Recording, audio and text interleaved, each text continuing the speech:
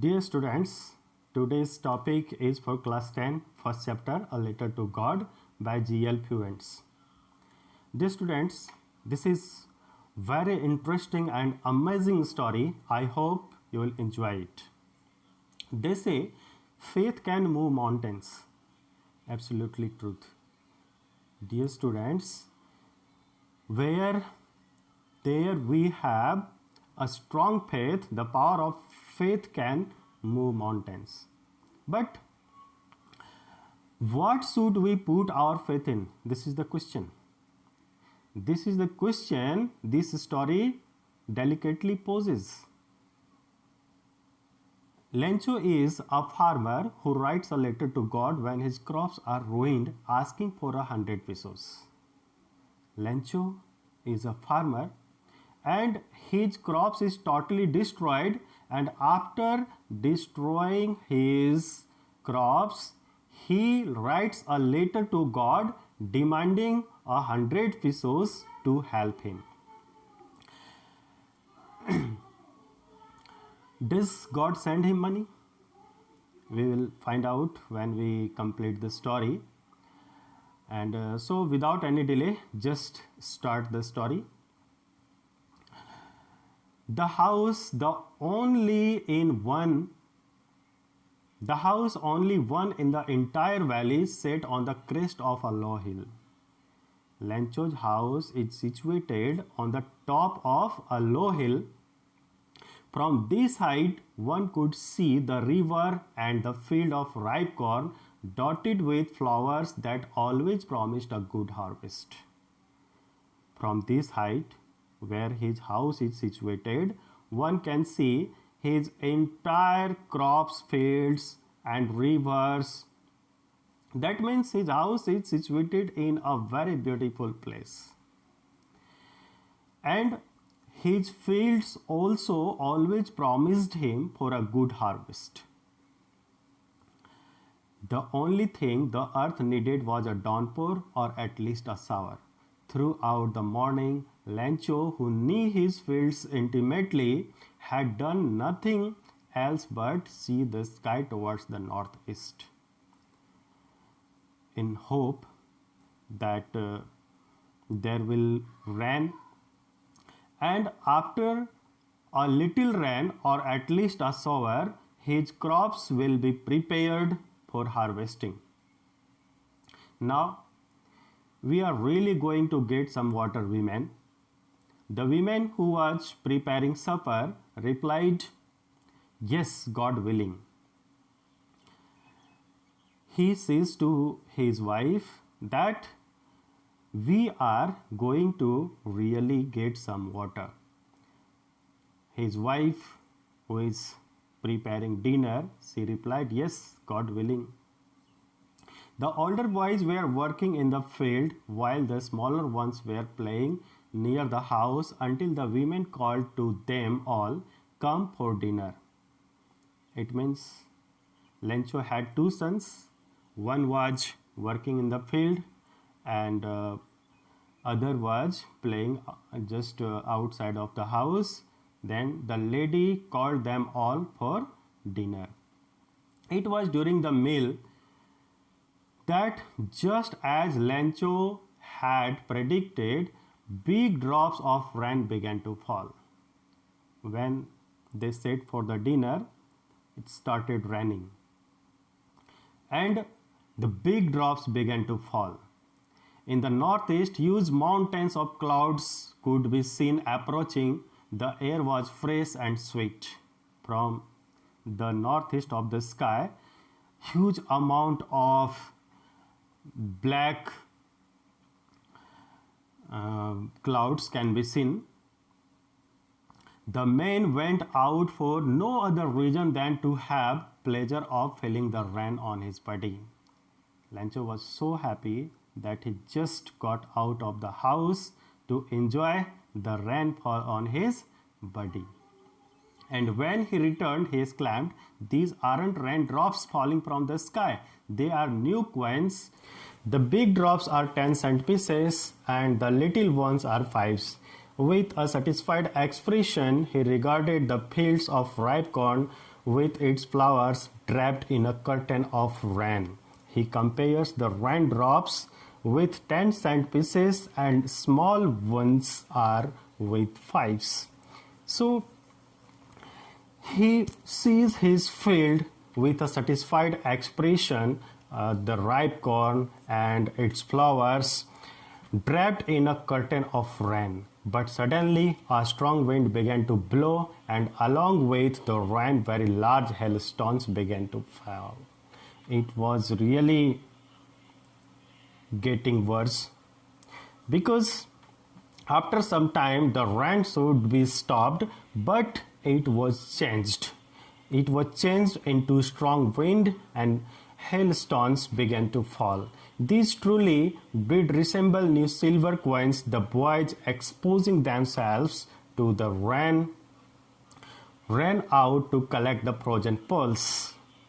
Dear students, we also enjoy hailstones falling from the sky, but when it is too heavy, it becomes dangerous. So the children came out of the house to collect the frozen pearls. It's really getting bad now, exclaimed the man. Man means Lencho. When the rain was changed into strong wind and hailstones, Lencho said that it was getting bad now. I hope it passes quickly. It did not pass quickly. For an hour, the hail rained on the house, the garden, the hillside, the cornfield, on the whole valley. The field was white as if covered with salt. The rain did not stop and it was really become worse. So Lencho hoped that it will pass quickly, but it did not pass quickly, and it took her dangerous form, and the hillside, the cornfield, the whole valley was covered with the hailstone. The cornfield and the whole valley was looked like covered with salt. Not a leaf remained on the trees. The cornfield was totally destroyed. The flowers were gone from the plants. Lencho's soul was filled with sadness. When the storm had passed, he stood in the middle of the field and said to his sons, "A plague of locusts would have left more than this. The hailstone left nothing. This year we'll have no corn." That night was a sorrowful one. All our work for nothing. There's no one who can help us. We'll go hungry this year. Lencho is very sad. He sat on the middle of his cornfield and with a deep sadness he says to his sons that their all works went in vain, and that year they would not have corns and they would have to die hungry. But in the hearts of all who lived in that solitary house in the middle of the valley, there was a single hope: help from God. Dear students, this is a very strong support that when no one is to help you, the God is there. So Lencho's only one hope was to help from God. Don't be so upset, even though this seems like total loss. Remember, no one dies of hunger. Lencho says to his family that although all the crops were destroyed, no one were to help him. But even then, he says that no one dies of hunger. Lencho says this because he has complete faith in God. So that's what they say, no one dies of hunger. All through the night,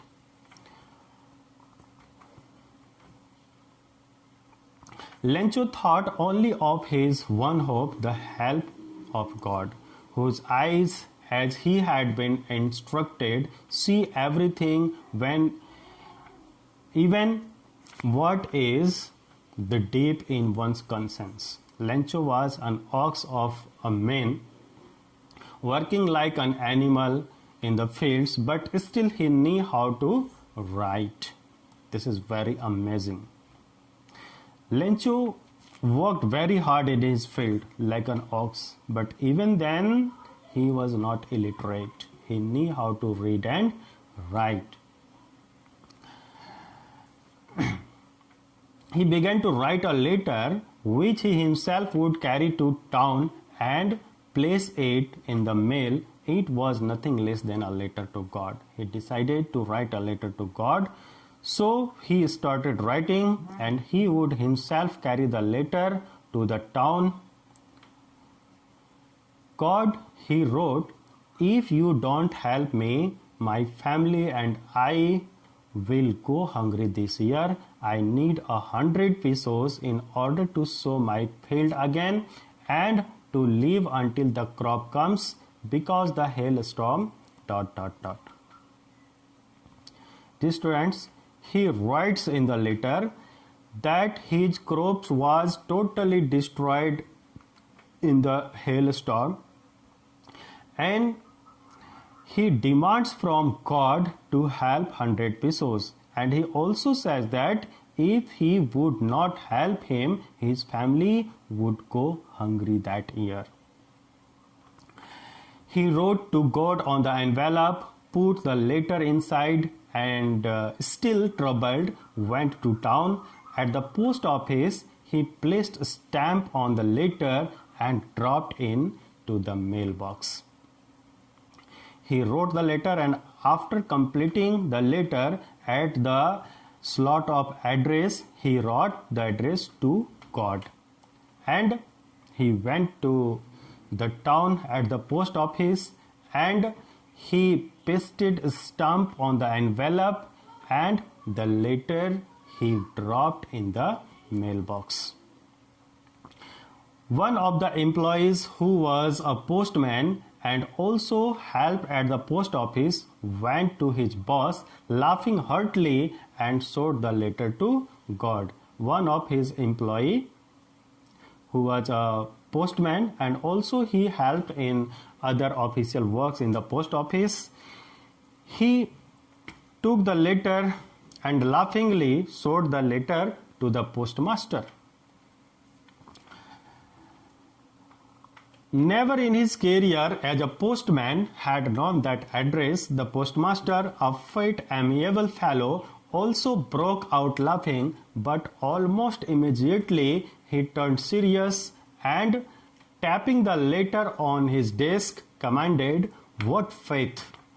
I wish I had the faith of the man who wrote this letter, starting up correspondence with God." The postmaster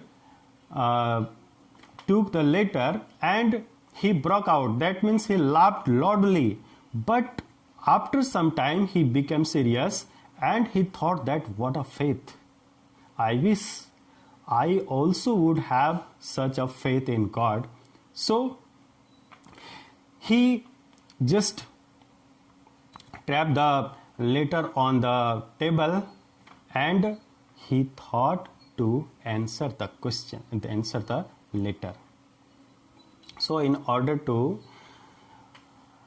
not to shake the writer's faith in God, the postmaster came up with an idea, answer the letter, but when he opened it, it was evident that to answer it needed something more than goodwill, ink and paper.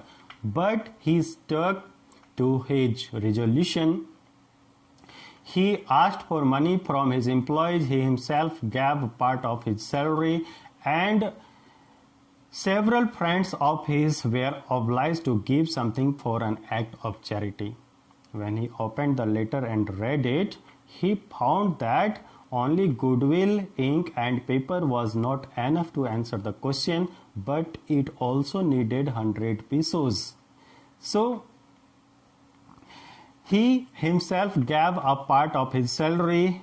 he took collections from the employees of the post office, and he also collected some money from his friends to help Lencho so that his faith in God will not shake. It was impossible for him to gather together the 100 pesos, so he was able to send the farmer only little more than half. He put the money in an envelope addressed to Lencho with a letter containing only a single word as signature, God. But after all the collections, he could not collect 100 pesos. He just collected more than half. And he put the bundle of the note in an envelope and a letter, and on the letter only one word was written, God.